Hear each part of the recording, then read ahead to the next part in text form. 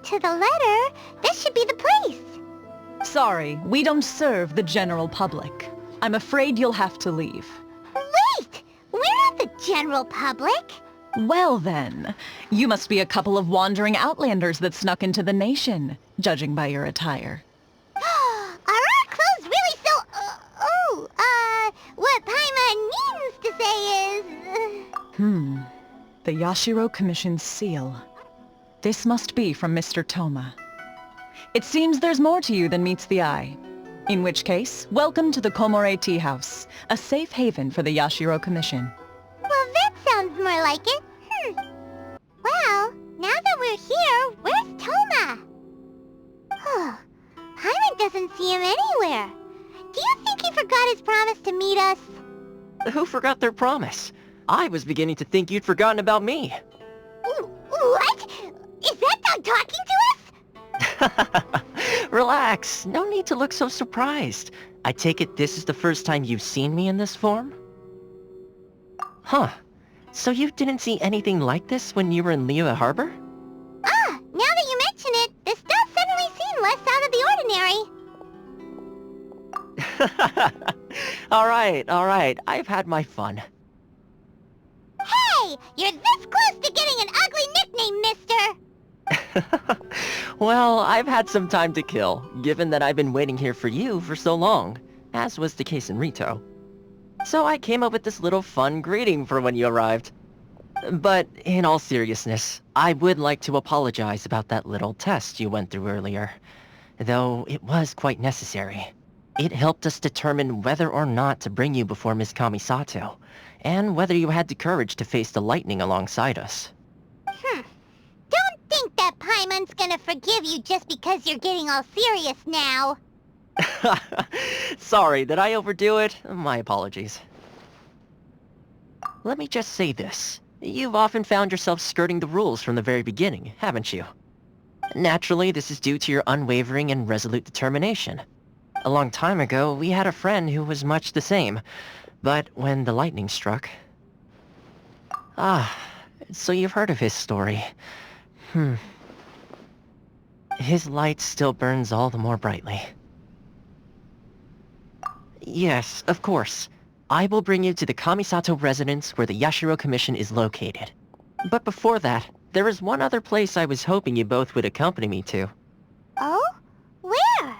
I would like you to come with me to the statue of the omnipresent god. It's still under construction now, but you can already see it from practically anywhere on Narukami Island. This area sure feels gloomy. People probably don't come here often, do they? Huh? Are Paimon's eyes playing tricks? Or are there things embedded in the statue? Visions. Visions? You mean all the visions that are collected from the Vision Hunt Decree are put into this statue? So you've already heard of the Vision Hunt Decree.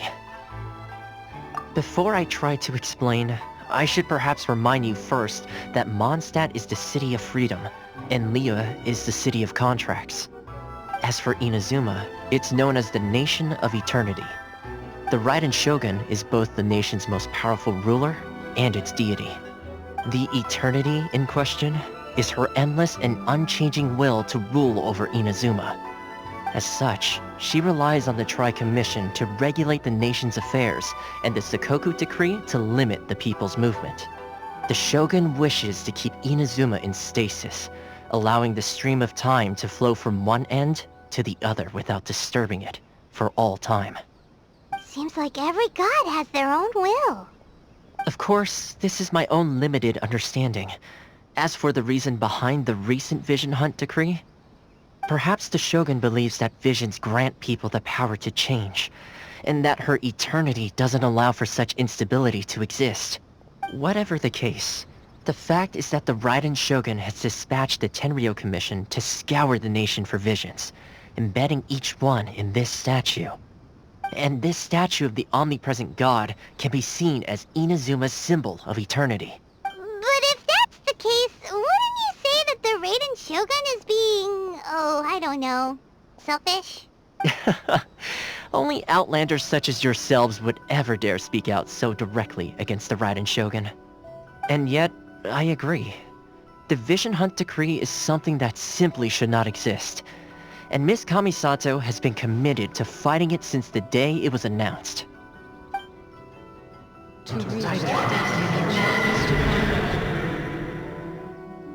Huh? Hey, are you okay? You look like your mind is elsewhere. Sound? What sound? I didn't hear anything. Did something happen? Yeah, you touched the statue, and then what? Aspirations? That would seem to confirm the saying. Have you heard it before? That when a person's ambition reaches a certain strength, the gods look upon them with favor. That is where visions come from. In other words, a person's vision represents their ambition. So if what you just said is true, then the ambitions of these people are stronger than I imagined. Alright, time for the next stop on our tour of Narukami Island, the Kamisato residence. Finally! So, this is the kind of place where the big shots of Inazuma live, huh? Paimon kinda expected it to be snazzier. Welcome at last to the Kamisato residence, honored guests. Miss Kamisato is delighted to finally meet you. Is this the Shirazage Himegimi you keep going on about? So, where's she at? Behind the screen? Yes. As the daughter of the Yashiro Commission, this is how Miss Kamisato is accustomed to receiving guests. Consider it a time-honored tradition within the Yashiro Commission. Forgive me if this is an unwelcome surprise. Makes sense. She's a super important person after all. Please forgive my lack of courtesy for receiving you in this fashion, especially following such a long and wearisome journey over the sea. I have awaited your arrival with great anticipation, and Toma assures me that you do indeed possess the power to change the tide of the times. At present in Inazuma, in the name of the Vision Hunt Decree, the people's aspirations are being senselessly trampled underfoot. Though the Yashiro Commission serves the Shogun, it is the people with whom we share close bonds, given the contact we are required to have with them in the performance of our duties. A commission's power rises and falls with the trust of their people. Thus, we cannot remain indifferent to this situation without also remaining indifferent to our own fate. Traveler, lend us your power, and we can... Oh... See, milady, it's just like I said. This will take us nowhere. No, please! Wait! Please, don't go! I will introduce you to the Raiden Shogun on one condition. You must fulfill 3 small wishes on my behalf. What are your wishes? They pertain to 3 whose visions were taken from them. Perhaps once you've met them, you will understand.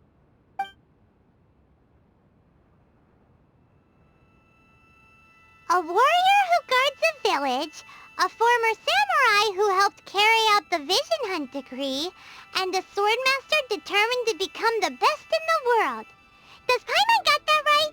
Correct. Please do all you can to help them. I will await your return here. Then you have my gratitude. I'm sure you'll do great. Let's see. Where's the person Ayaka told us about? Why are you doing this? Why leave all of a sudden, after all these years? Precisely. It's much too sudden. We've had no time to prepare. The children are desperate for you to take them out to play. Please, we urge you to reconsider. That must be the guy Ayaka told us about. Let's go over and see. Ah, you must also be here to try and convince Tejima to stay. Tejima has protected this place ever since he arrived here 30 years ago, keeping out the treasure hoarders, fending off any monsters that draw near, resolving quarrels between the villagers. He has put an enormous amount of work into looking after this place, and we all think the world of him. But now, all of a sudden, he says he plans to leave us. We can't help but wonder, was it something we did? We will gladly apologize if that's the case. All we want is for him to stay. If you want my opinion, something to do with the Vision Hunt decree. It's clear that Tejima had done nothing wrong, and still they confiscated his vision. After that, he became a completely different person. I can't claim to fully understand it, but I could tell that he'd lost something very important to him. He went off on a walk, alone, circled the village a few times, and then out of the blue, he announced that he was going to leave and become a wanderer. Truth be told, we aren't sure whether trying to keep him here is the right thing to do. But equally, it doesn't feel right to let him leave when he's in this state. He's a lost soul. Seems like he's a well-respected guy around here. You must be Tejima. So what's made you want to up and leave all of a sudden? Me? It's not a question of why I want to leave, but a question of what reason I would have to stay. True, but that's not why I chose to stay here. And what made me want to come here 30 years ago? And why have I never wanted to leave in all that time?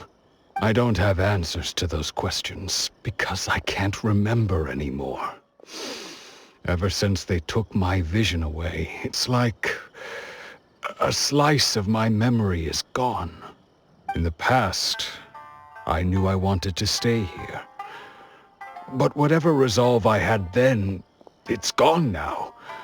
So I thought, what's to stop me from moving around instead? The emptiness inside me will be there either way. Okay. Well, in that case, if we help you rediscover the reason you chose to stay, you won't need to leave anymore, right? But if you can't remember anything, it's not gonna be easy. Oh, maybe if you just try a little harder to remember, then it'll all come flooding back? Oh, that reminds me. Last time I brought Tejima some fruit, I do believe I saw him writing in a diary.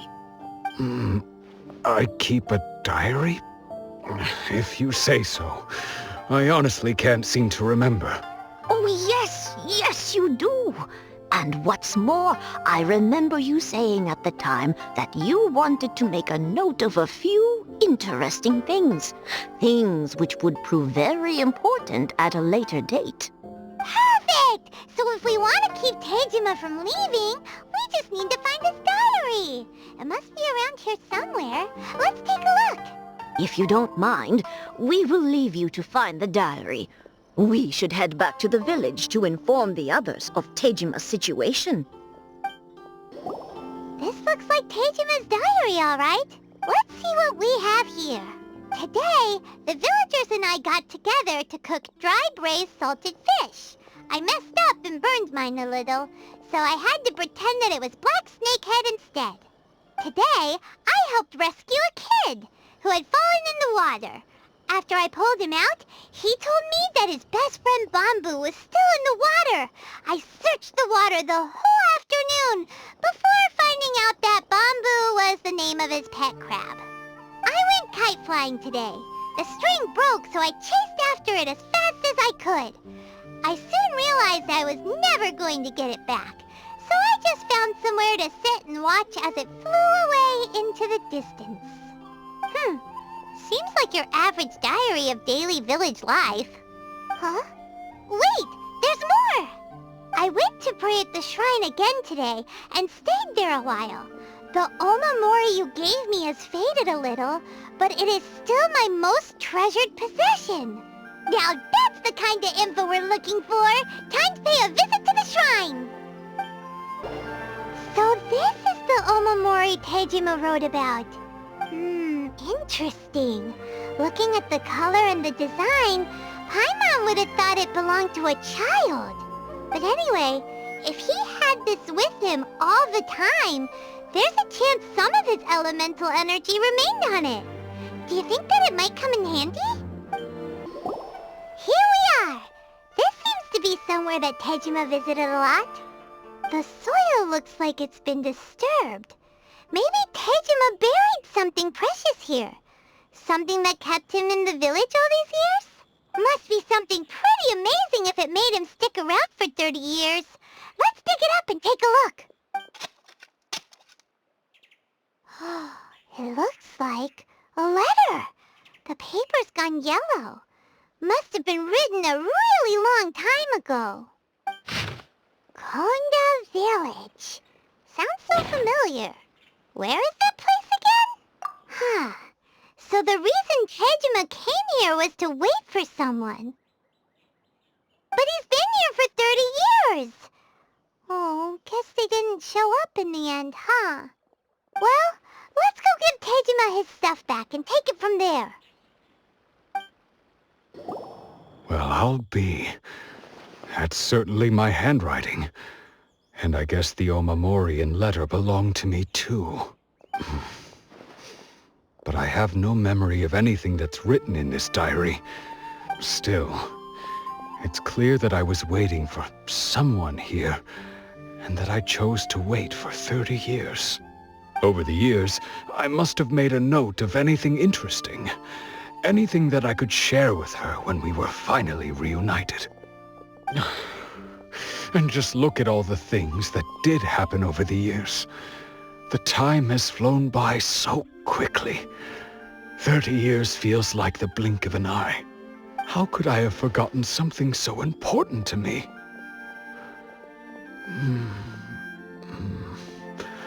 Now that I think about it, when my vision was taken from me, it felt like I'd suddenly been hollowed out. Love, regret, everything I felt for her, it's all disappeared. No, not especially. After all, I've forgotten who she was. Her face, her voice, the things we experienced together. I barely recall any of it. It's as if she'd never been in my life to begin with. As if all these years have been nothing but a hazy dream. I think maybe not.